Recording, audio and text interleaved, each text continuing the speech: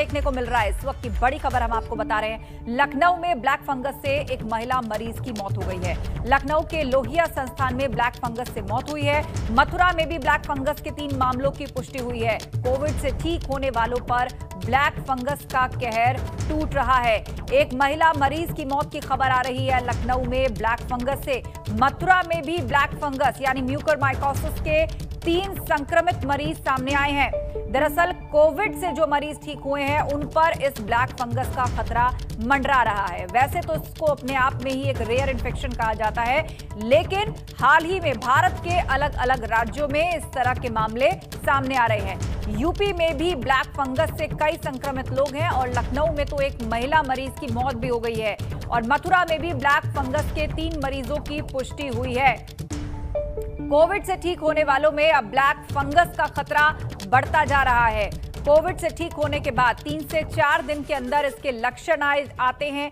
विशेषज्ञ बताते हैं कि जितनी जल्दी इन लक्षणों को पहचानेंगे उतनी जल्दी ही दवाइयों से इसका ट्रीटमेंट हो सकता है। लेकिन यदि ये पूरी तरह शरीर में फैल जाए और रौद्र रूप अख्तियार कर ले तो ऐसे में मरीज की जान पर बनाती है। मथुरा में कोविड से ठीक हुए 3 मरीजों में इसकी पुष्टि हुई है। लखनऊ, वाराणसी, मेरठ, गाजियाबाद में भी इसके कई मामले सामने आ चुके हैं और यूपी में ब्लैक फंगस के बढ़ते मामलों से खौफ का माहौल भी बन रहा है। लखनऊ के लोहिया संस्थान में ब्लैक फंगस से एक महिला की मौत भी हुई है। उत्तर प्रदेश के कई शहर ऐसे हैं जिनमें अब ब्लैक फंगस यानी म्यूकरमाइकोसिस के कई केसेस सामने आ चुके हैं। वाराणसी, मेरठ, गाजियाबाद, लखनऊ ये वो जिले हैं जिसके बाद अब मथुरा भी इसमें शामिल हो गया है। यहां पर भी 3 मरीजों में ब्लैक फंगस की पुष्टि हुई है।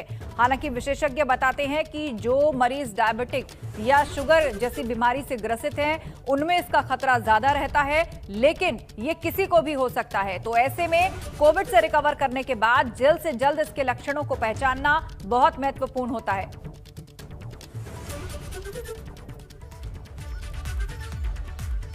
मथुरा में ब्लैक फंगस के 3 मामलों में स्वास्थ्य विभाग में हड़कंप मचा दिया है, जिनमें 2 मरीजों को ट्रेस कर लिया गया और तीसरे की जानकारी अभी जुटाई जा रही है।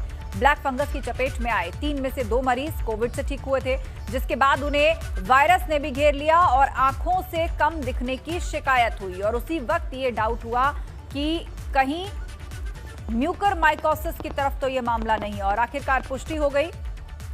3 मरीज मथुरा में ऐसे सामने आए हैं जिन्हें ये फंगल इन्फेक्शन हुआ है।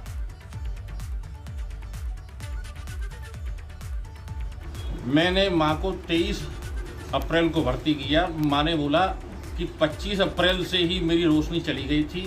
मैंने वहां की नर्सों के स्टाफ से भी बोला, डॉक्टर से भी बोला, सभी लोगों से बोला, लेकिन उन्होंने कोई रेस्पॉन्स नहीं दिया। देखिए, 3 लोग अभी तक हमारे पास संज्ञान में आए हैं और 2 लोगों से हमारी बातचीत भी हो चुकी है। उनकी हम डिटेल और रिपोर्टें मंगा रहे हैं। डॉक्टर साहब, लोगों को पता कैसे चलेगा कि वो ब्लैक फंगस का शिकार हैं? क्या लक्षण है इसके, जरा बताएं। देखिए, जनरली मरीज जो शुरू में जब कोविड पॉजिटिव होता है या जो लोग कोविड पॉजिटिव है और साथ में डायबिटिक भी है, तो उसके साथ जो अगर जब सही हो जाते हैं, कई लोगों में सही होने के बाद भी जब शुगर लेवल हाई रहता है, तो ऐसे लोगों में क्या होता है, नाक में कोई प्रॉब्लम क्रिएट होती है या फिर कहीं भी एक एब्सिस टाइप की बनती है, तो उसमें ये फंगस है वो मल्टीप्लाई और ग्रोथ करने लगता है। और ज्यादा जानकारी के लिए रुक करेंगे, हमारे सहयोगी अनुभव शुक्ला हमारे साथ लाइव जुड़ रहे हैं। अनुभव, म्यूकरमाइकोसिस यानी कि ब्लैक फंगस के मामले देश में बढ़ते जा रहे हैं। उत्तर प्रदेश में भी कई जिलों में इसके मामले सामने आ चुके हैं और लखनऊ में तो एक महिला मरीज की मौत की भी खबर आ रही है। तो इस नई चुनौती से निपटने के लिए राज्य में अब क्या इंतजाम या कदम उठाए जा रहे हैं?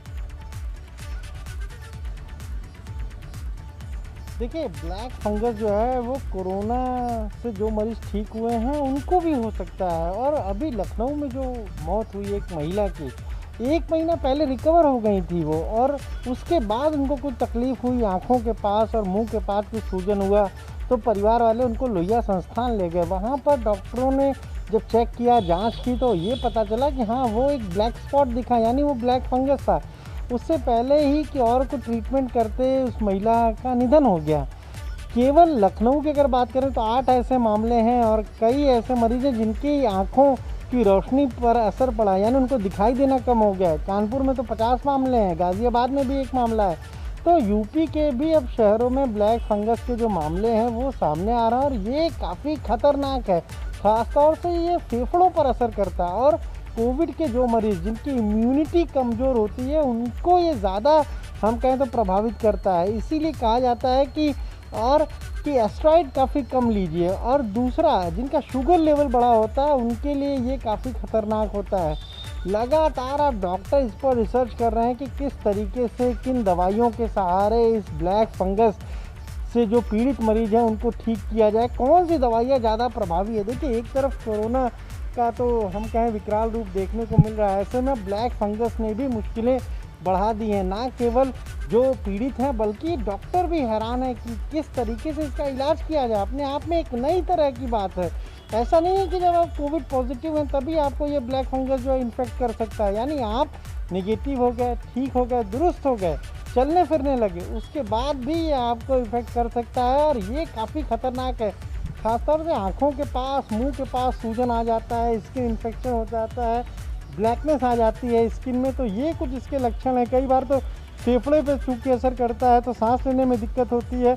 और ऐसे में अगर कोई भी, डॉक्टरों का यही कहना है कि अगर किसी के भीतर ज़रा सा भी लक्षण आते हैं तो उसे तुरंत कंसल्ट करना चाहिए, दवा लेनी चाहिए और इसमें कोई देरी नहीं करना चाहिए, वरना ये बहुत ख़तरनाक है। और चूँकि इसका कोई ऐसा इलाज अभी तक नहीं है कि इसके लिए कोई विशेष तौर पर इलाज किया गया हो या कोई विशेष दवा इसके लिए हो, इसीलिए डॉक्टर कहते हैं कि अगर ज़रा सा भी किसी को कोई दिक्कत लगे, सूजन लगे, दर्द लगे, मुंह के पास, जबड़े में कहीं कोई दर्द लगे, तो उसे तुरंत अपने डॉक्टर से कंसल्ट करना चाहिए ताकि अर्ली स्टेज पर ही इसके लिए जो दवाएं हैं वो शुरू कर दी जाएं।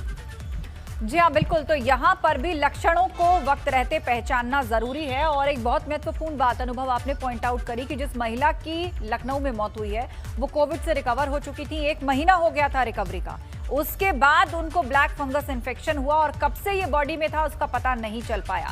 तो जो लोग कोविड नेगेटिव हो गए हैं उनको किन बातों का ध्यान रखना चाहिए और किन सिम्टम्स पर नजर रखनी चाहिए और सही समय कौन सा है कि डॉक्टर से फौरन बात की जाए, उसके लिए क्या दिशा निर्देश हैं?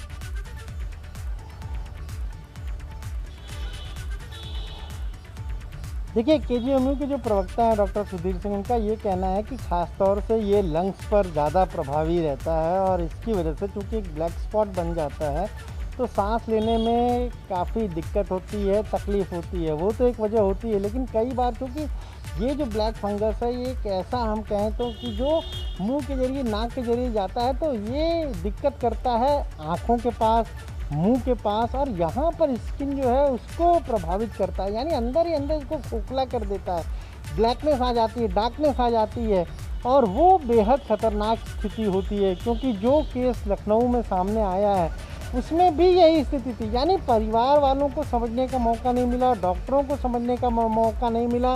वो अस्पताल लेकर जाते हैं, वहाँ पर डॉक्टर अभी चेक करते हैं, वहाँ पर ये पता चलता है कि कुछ ब्लैक स्पॉट है, ब्लैक फंगस है, इससे पहले कि आगे की कोई जांच कराते उस महिला की मौत हो जाती है। यानी काफ़ी कम समय देता है ये ब्लैक फंगस। इसीलिए डॉक्टर अब बार बार कह रहे हैं कि अगर कोविड से आप रिकवर भी हो गए हैं और इस तरह की कोई भी दिक्कत है, कोई भी कॉम्प्लिकेशंस है, तो इसको इग्नोर ना करिए, इसको काफ़ी गंभीरता से लेने की ज़रूरत है और अपने डॉक्टर से लगातार कंसल्ट करते रहिए अगर इस तरह की कोई भी दिक्कत, कोई समस्या सामने आती है तो। जी हाँ, बिल्कुल। कोई भी दिक्कत, कोई भी समस्या सामने आती है तो डॉक्टर्स के टच में रहें, कंसल्ट करें और वक्त रहते उनके पास पहुंचें। अनुभव, इस बारे में डॉक्टर्स क्या जानकारी दे रहे हैं कि क्या सिर्फ डायबिटिक पेशेंट्स में या जिनको शुगर की बीमारी है उसी में ब्लैक फंगस हो रहा है या फिर किसी भी कोविड नेगेटिव पेशेंट को ये कभी भी हो सकता है?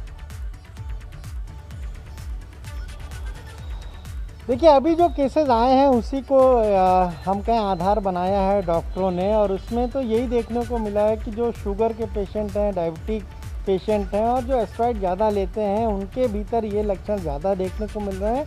और दूसरा, जिनकी इम्यूनिटी कमज़ोर है, यानी जो कोविड पेशेंट जिनकी इम्यूनिटी कमज़ोर है उन पर ये ज़्यादा अटैक कर रहा है ब्लैक फंगस। इसीलिए डॉक्टर बार बार ये कह रहे हैं कि कहीं ना कहीं शुगर को कंट्रोल करने की ज़रूरत है ऐसे मरीज़ों को और एस्टेरॉयड लेने से भी उन्हें बचना चाहिए। ये बार बार डॉक्टर कह रहे हैं। जिनका इम्यूनिटी कमज़ोर है उनको ये कोशिश करनी चाहिए कि पौष्टिक आहार लें, जिससे कि इम्यूनिटी जो है वो मजबूत हो और कोविड के खिलाफ तो वो जंग लड़ पाएँ। साथ ही साथ ब्लैक फंगस जो एक नया खतरा है, इससे भी अगर इम्यूनिटी मजबूत होगी तो खतरा थोड़ा कम हो जाएगा।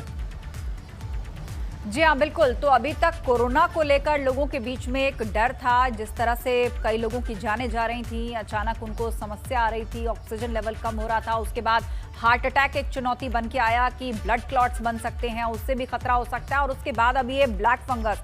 मतलब कोरोना से रिकवर करने के बाद भी चुनौतियां कम नहीं है। अनुभव, ध्यान फिर भी रखना है, लक्षणों पर फिर भी नजर रखना है। तो ऐसे में डॉक्टर्स क्या हिदायत दे रहे हैं, कैसे फिट रखें अपने आप को और किन लक्षणों पर खास तौर पर नजर रखें जिसके आने के बाद फौरन डॉक्टर के पास पहुंचना जरूरी है?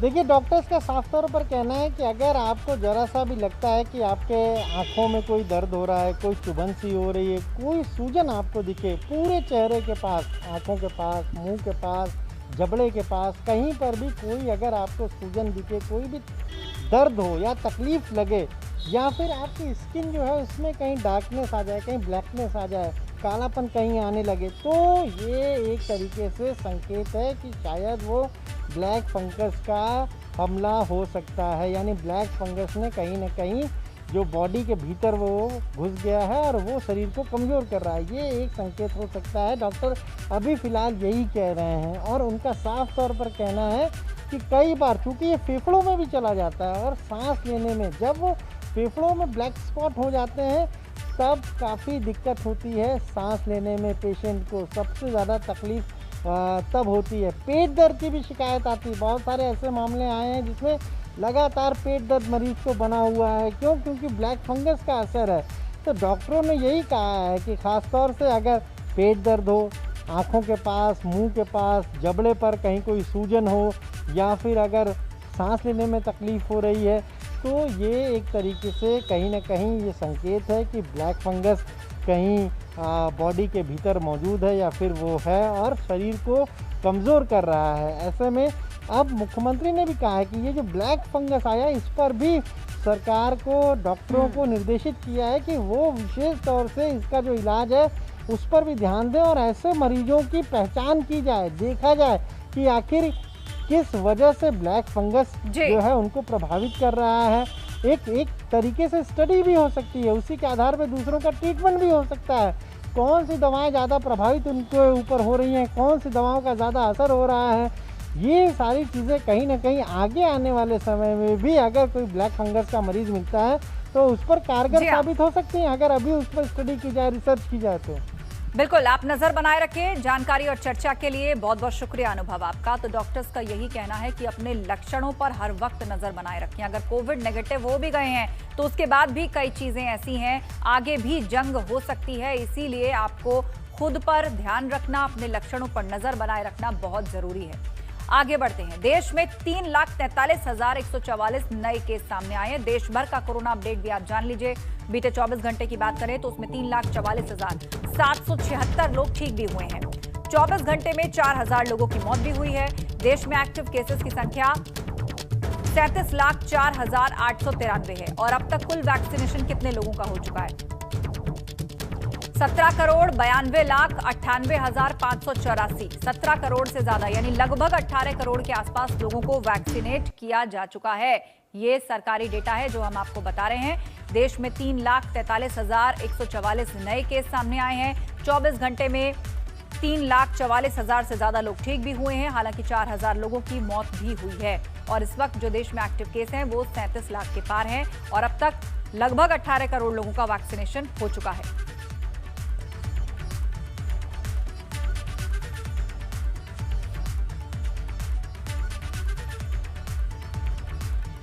तो देश भर में किस तरह कोरोना का कहर जारी है। हालांकि पिछले हफ्ते से इस हफ्ते के डेटा की बात की जाए तो कुछ राहत की खबर जरूर मिल रही है। संक्रमितों की संख्या में थोड़ी गिरावट देखने को मिल रही है। प्रधानमंत्री नरेंद्र मोदी आज एक बार फिर देश के किसानों को ऑनलाइन पीएम किसान निधि सम्मान राशि की 8वीं किश्त ट्रांसफर करेंगे। ये कार्यक्रम सुबह 11 बजे होगा, जिसमें मुख्यमंत्री योगी आदित्यनाथ भी वीडियो कॉन्फ्रेंसिंग के जरिए जुड़ेंगे। यूपी के कृषि मंत्री सूर्य प्रताप शाही भी वीसी के जरिए कार्यक्रम में मौजूद होंगे।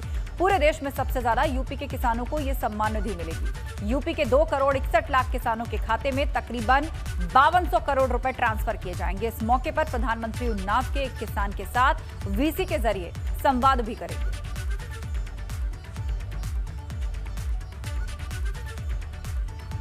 तो आज प्रधानमंत्री मोदी सुबह 11 बजे वीडियो कॉन्फ्रेंसिंग के माध्यम से इस पूरे कार्यक्रम को करेंगे, जहां सीएम योगी भी इस कार्यक्रम में जुड़ेंगे। इतना ही नहीं, उन्नाव के एक कृषक परिवार से प्रधानमंत्री मोदी बात भी करेंगे। किसान सम्मान निधि की आज 8वीं किश्त ट्रांसफर की जाएगी किसानों के अकाउंट में, और यूपी के 2 करोड़ 61 लाख किसानों को 5200 करोड़ रुपए की राशि बतौर किश्त ट्रांसफर करेंगे प्रधानमंत्री मोदी।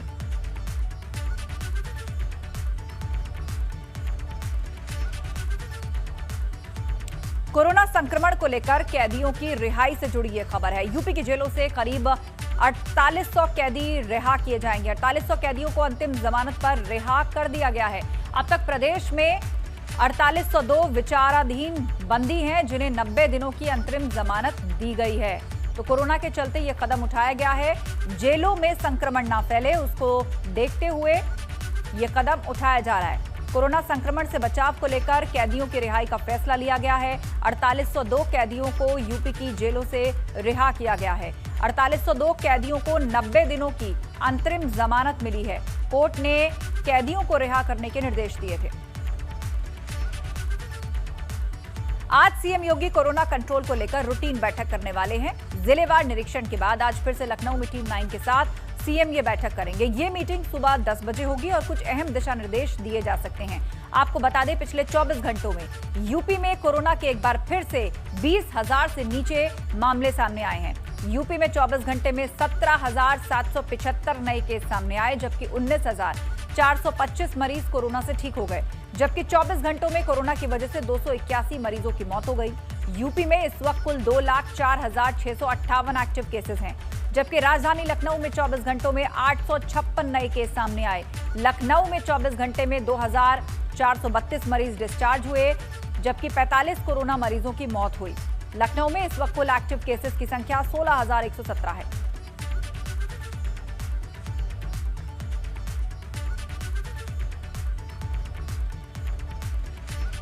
कोरोना संक्रमण के बीच आज पूरे देश में ईद उल फितर यानी कि मीठी ईद का त्योहार मनाया जा रहा है। एबीपी गंगा की टीम की तरफ से भाईचारे का संदेश देने वाले इस त्योहार की आप सबको बहुत बहुत बधाई। हालांकि बाकी साल की तुलना में इस साल ईद की रौनक थोड़ी फीकी हो गई है। संक्रमण की वजह से धर्मगुरुओं ने लोगों से घरों में रहकर ईद मनाने की अपील की है। साथ ही ईद की नमाज भी इस बार ईदगाहों में नहीं पढ़ी जाएगी। 3 तस्वीर आप देख रहे हैं, 2019, 2020 और 2021 की तस्वीर। और देखिए रौनक साल दर साल कैसे कम हुई, और वजह है सोशल डिस्टेंसिंग और कोरोना महामारी की वजह से ईद की रौनक इस बार फीकी है। कोरोना संक्रमण से जनता बेहाल है और बढ़ते मामलों की वजह से देश के ज्यादातर हिस्सों में लॉकडाउन है। खतरे को देखते हुए धर्मगुरुओं ने भी घरों में ही रहकर ईद मनाने की अपील की है। लखनऊ की ईदगाह में भी सन्नाटा है। एबीपी गंगा भी आप सभी लोगों से घरों में रहकर ही इबादत की अपील करता है।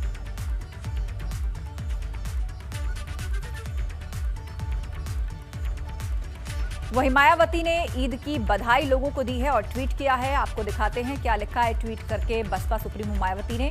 ईद उल फितर त्योहार की आप सभी को दिली मुबारकबाद व कोरोना से मुक्त जीवन की शुभकामनाएं। सभी लोग अपने और अपने परिवार और दूसरों की भी सलामती और भलाई के लिए कोरोना प्रकोप संबंधी सरकारी नियमों पर अमल करते हुए सादगी और सुरक्षित तरीके से त्योहार मनाएं। यही वक्त की सबसे अहम जरूरत है।